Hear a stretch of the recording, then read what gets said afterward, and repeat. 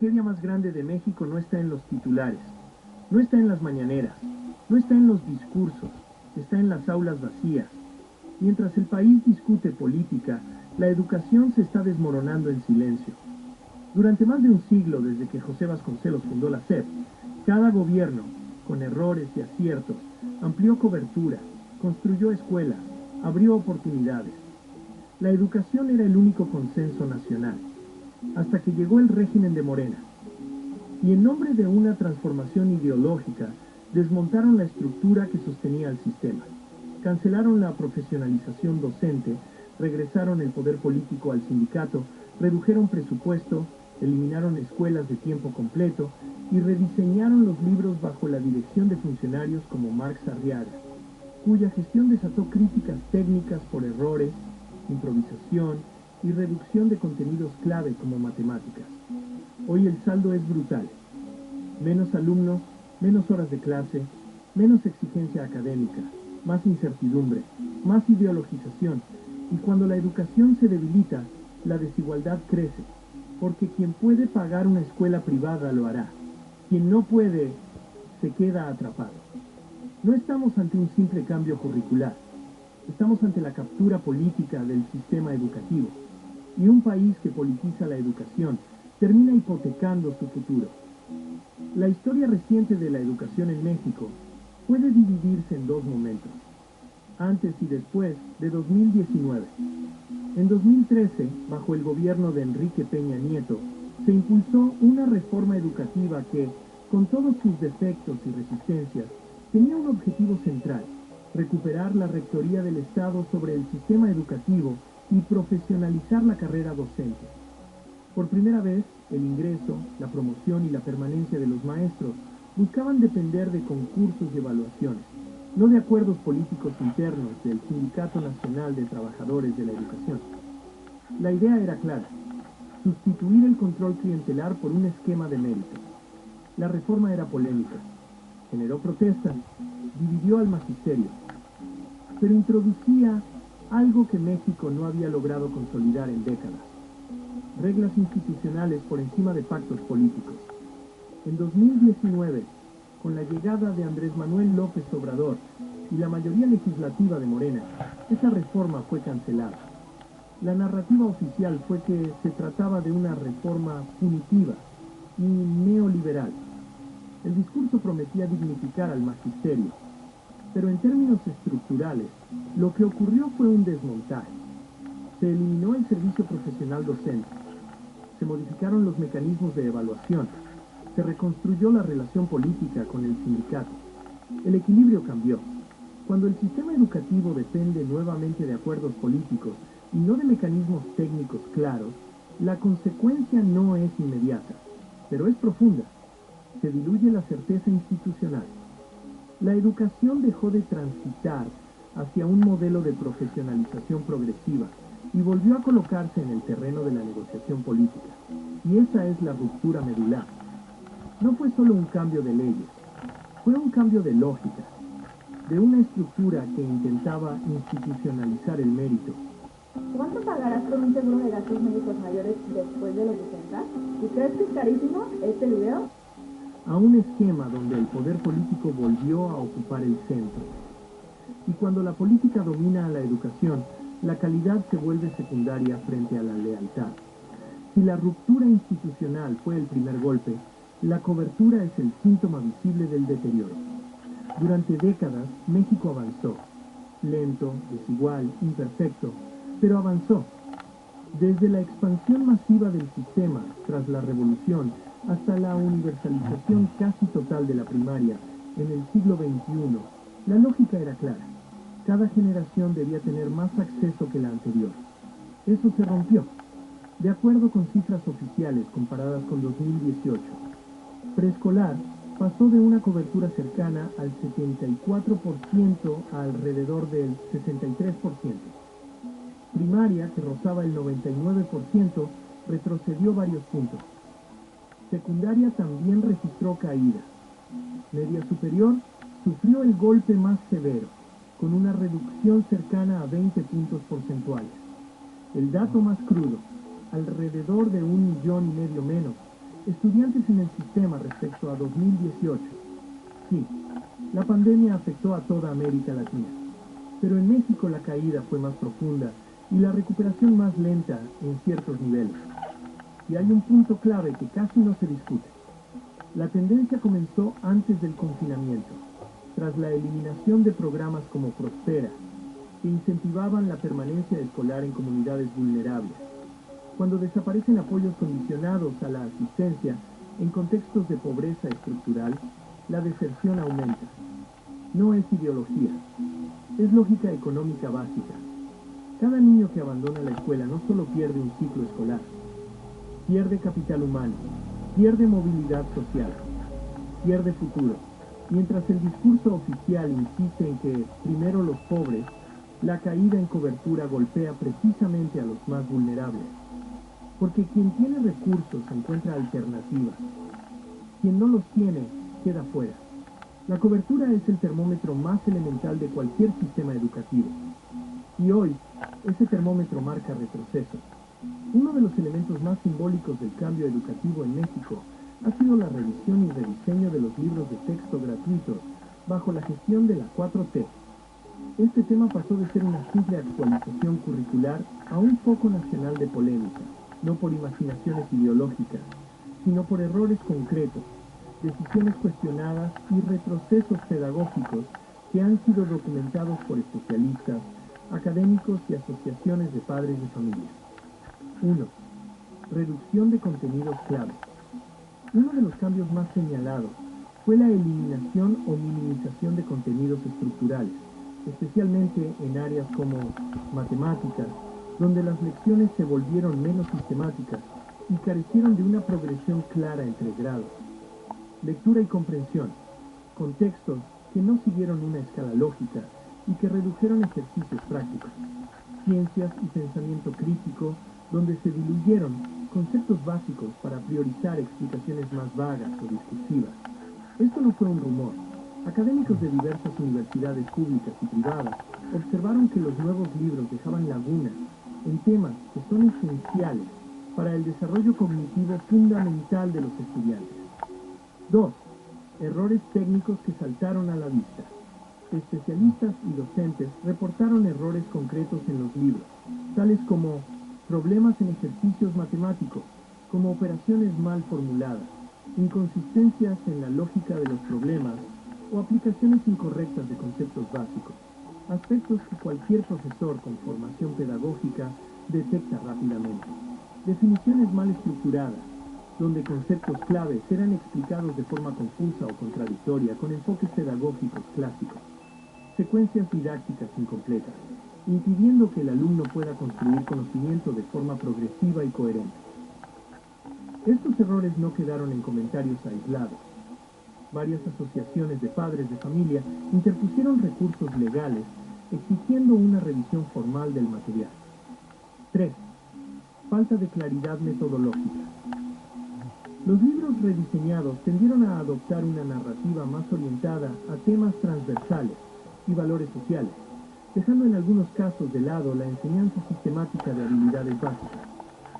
El enfoque de la llamada Nueva Escuela Mexicana privilegió contextos sociales e interpretación, pero muchos docentes reportaron que faltó una guía clara para la enseñanza de habilidades secuenciales, algo esencial para asegurar que los estudiantes realmente aprendan. 4.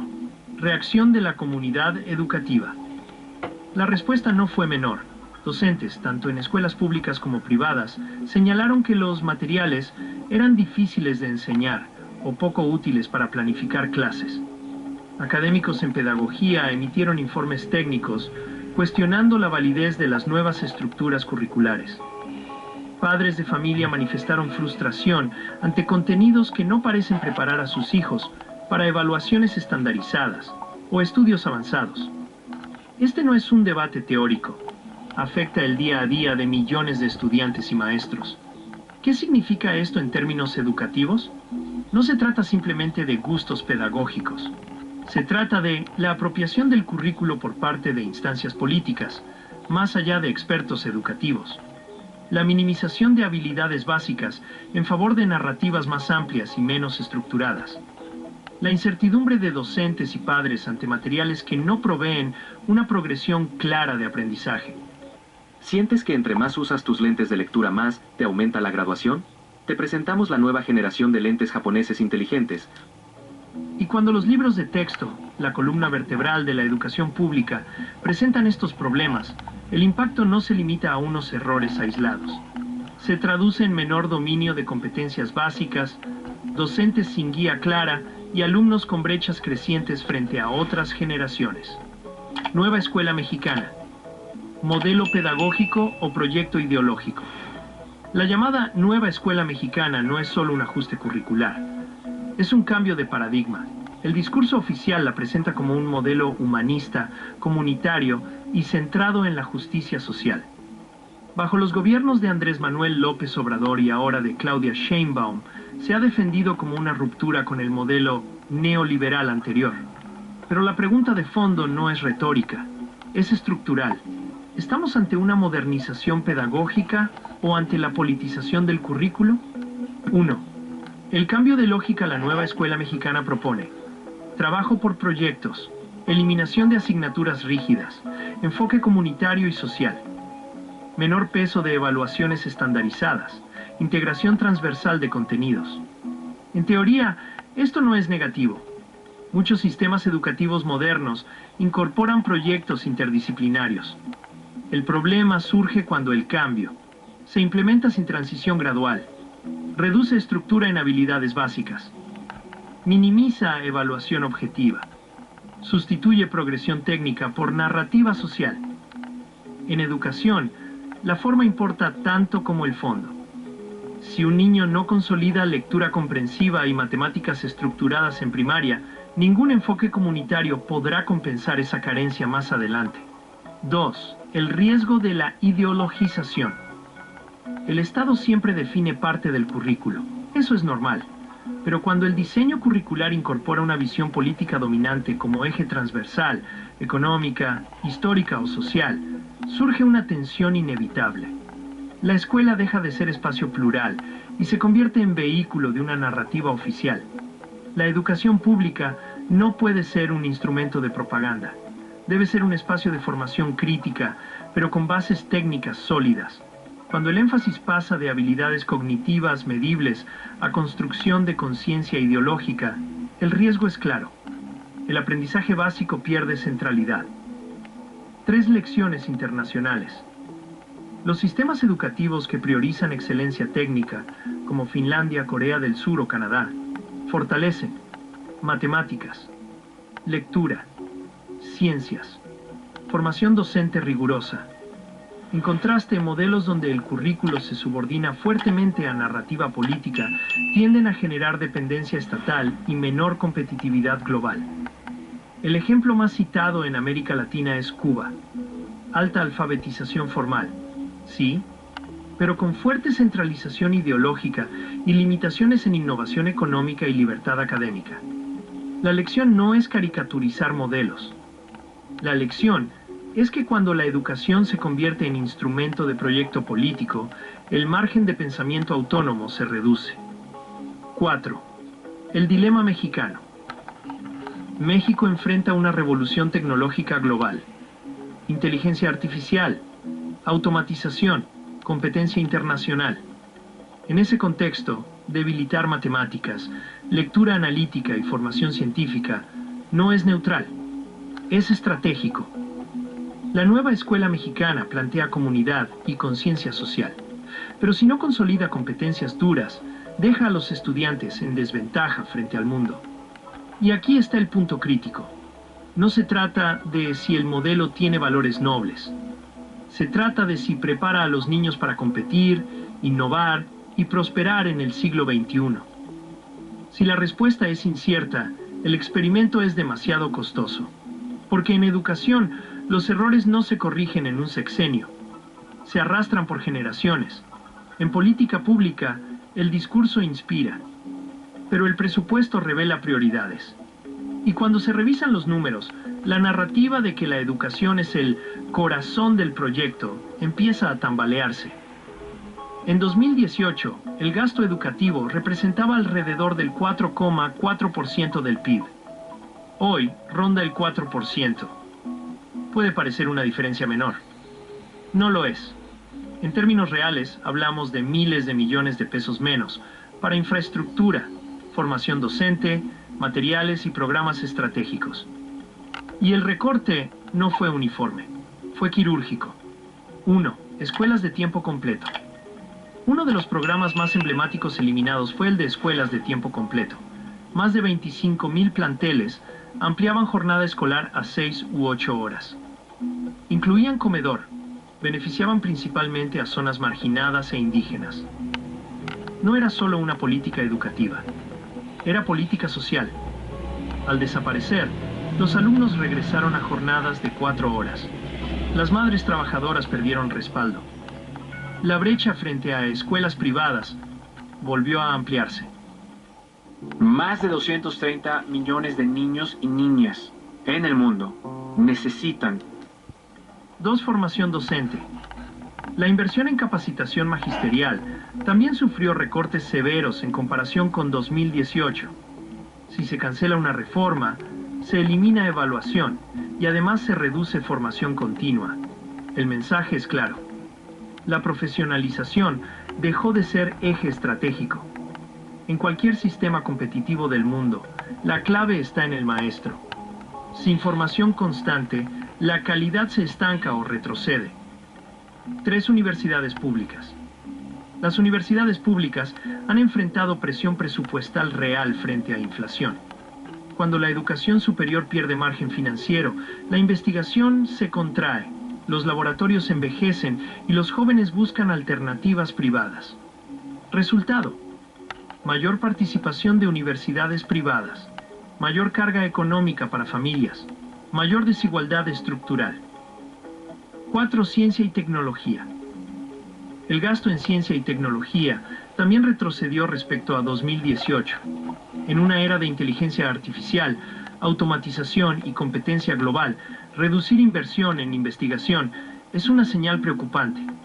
Los países que compiten invierten más en educación y ciencia cuando enfrentan incertidumbre. México hizo lo contrario, la conclusión incómoda. Cuando un gobierno reduce proporción del PIB en educación, elimina programas de ampliación escolar, disminuye formación docente, presiona universidades, recorta ciencia, no está priorizando educación como política estructural, puede sostener el discurso de justicia social, puede expandir programas de transferencia directa, pero si no fortalece la base educativa, la movilidad social se debilita. Y cuando la educación se debilita, la desigualdad no disminuye, se consolida. La educación no es un sector más del gobierno, es la columna vertebral de la República. Cuando se debilita la educación, no solo bajan los indicadores académicos, se erosiona el tejido social. Un niño que abandona la escuela no es una estadística, es una oportunidad menos de movilidad, es un riesgo mayor de exclusión, es una puerta que se cierra. Cuando la cobertura cae, cuando la calidad se diluye, cuando los contenidos pierden estructura, el impacto no es inmediato en las encuestas, pero sí en la realidad cotidiana. Más desigualdad, más brecha entre quien puede pagar educación privada y quien depende del sistema público, menor competitividad laboral, mayor vulnerabilidad ante economías informales o criminales. Un país que retrocede en matemáticas y comprensión lectora no compite en inteligencia artificial, no lidera innovación, no genera patentes, no construye soberanía tecnológica. La revolución tecnológica del siglo XXI exige más formación, no menos. Exige más ciencia, no menos. Exige pensamiento crítico real, no consignas. Si el sistema educativo se convierte en campo de batalla ideológica, el costo lo paga una generación completa. Y aquí está la conclusión central de todo este análisis. La educación en México no solo enfrenta un cambio de modelo, enfrenta una pérdida de rumbo. Se desmontó una estructura sin consolidar otra con resultados medibles. Se politizó lo que debía profesionalizarse. Se redujeron programas sin fortalecer alternativas. Se introdujo incertidumbre curricular en lugar de estabilidad técnica. La consecuencia no es partidista. Es generacional, porque los gobiernos pasan, los discursos cambian, los funcionarios se van, pero el vacío educativo permanece. Y un país que vacía sus aulas termina vaciando su futuro. Si este mensaje te sacudió, no fue casualidad. Es porque lo que acabas de escuchar no lo vas a ver en la mañanera, no lo vas a escuchar en los medios alineados, ni lo vas a encontrar en los discursos cómodos del poder. Aquí no venimos a quedar bien, venimos a decir lo que incomoda. Por eso te pedimos algo simple pero poderoso. Suscríbete, comparte este video, haz que esta información circule. Porque cuando el poder quiere silencio, la única respuesta posible es difusión. Aquí no defendemos partidos, no cuidamos personajes, no repetimos consignas. Aquí analizamos, contrastamos y señalamos. Aquí tenemos memoria, aquí tenemos criterio, aquí tenemos otros datos. Esto es Otros Datos MX. Y mientras ellos cuenten su versión, nosotros vamos a seguir mostrando la otra.